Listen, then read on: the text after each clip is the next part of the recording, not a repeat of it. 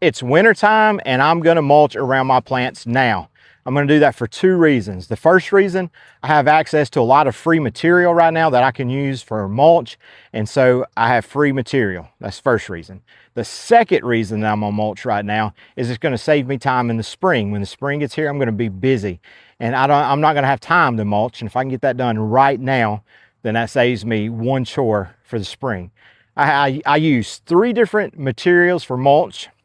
I really use 4, but that 4th one really is a cheat, so I'll save it for the very end and we'll cover these 3. The first one that I use is leaves. Trees drop leaves every year to suppress growth around them. This is part of the reason they drop the leaves. And so we're gonna take what they're naturally designed to do, suppress competition, and we're gonna put this down as a mulch around the things that we want to suppress that competition, keep the weeds out.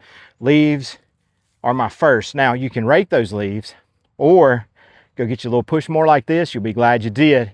Has a bag catcher on the back. Put your emulsion blade on there. It goes ahead and starts to break those leaves down, because if you know anything about leaves, they break down over a long period of time. And so if you can go ahead and start to get them into smaller pieces, it makes that breakdown quicker. And you want those nutrients to get into that soil as quick as you can. Either way you do it, you continue to put leaves in a certain area over a long period of time, that soil is going to improve. It's going to get better. So the first thing I use is leaves. The second thing I use for mulch is old hay.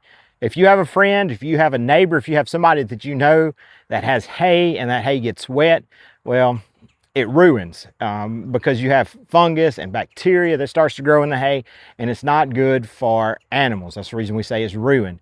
But it's really good for mulch. It's great for plants. That bacteria, that fungus that's in it will break that hay down. This will also, if you put it in thick enough, as you can see, a lot of times it comes, I say like layers here. It's pretty thick, it's a mat. It'll keep things from going through it.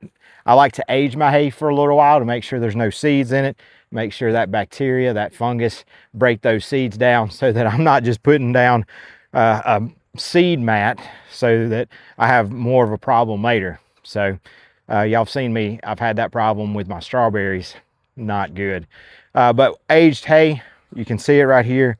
If you can see right there, you can see that fungus growing in that hay. This will be great for plants. The last of the 3 is pine straw. And let me get some of this. Check that pine straw out. As you can see, it has leaves in it. There's some pine cones in it. There's sticks in it. There's lots of different things in this pine straw. It's not super clean. However, it's okay because I'm not looking for aesthetics. I'm using it for a purpose. It's to keep my weeds down. It's to suppress all those things that I don't want to grow. Now, there is a misconception about pine straw.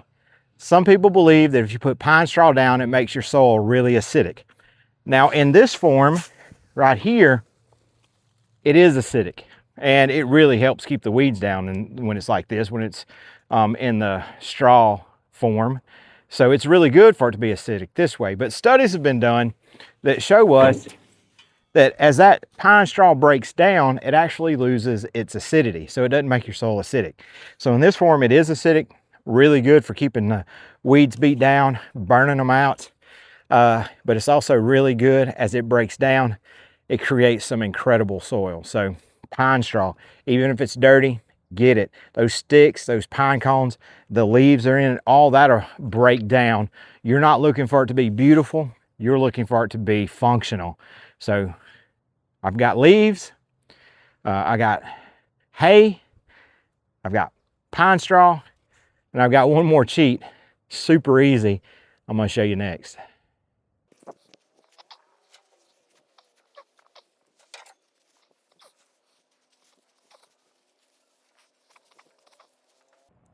Number 4, which is a gimme. Most of you already do it, but I want to just cover something to make sure that maybe we could do it a little better.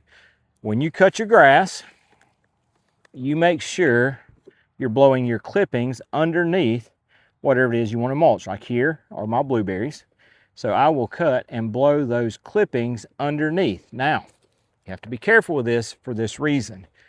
If I wait too long and let that grass go to seed, all I'm doing is blowing seed underneath my blueberries for you, whatever plant that you want to mulch. We got to keep those seeds out. So this means I'm gonna have to cut grass more often. If I do let that grass go to seed, I'm gonna make sure that I put the bag on the lawnmower and I will bag those clippings and I will put them in a mulch pile. I will find somewhere for them to go, for those seeds to die before I put them back on my plants. They'll go into some compost somewhere. Keep those seeds out from underneath your plants. It defeats the purpose of mulching. So blow those clippings, but don't blow the seeds.